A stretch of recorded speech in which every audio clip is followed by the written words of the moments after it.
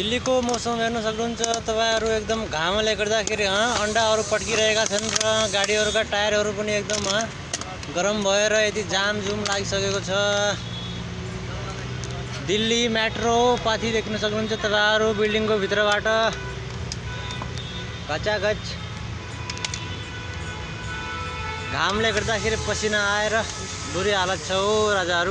के हो त मेट्रो त होला मेट्रै होला।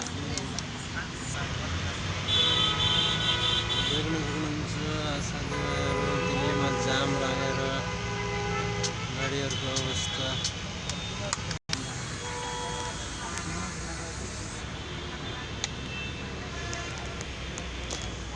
घाम त बाहेन कसैलाई, गर्मी त भइआएन हैन। गर्मीको एकदम 40 डिग्रीदेखि 50 डिग्रीसम्म घाम छ, त्यही पनि हामीहरूले सहन गरिरहेछौँ। के गर्ने हैन।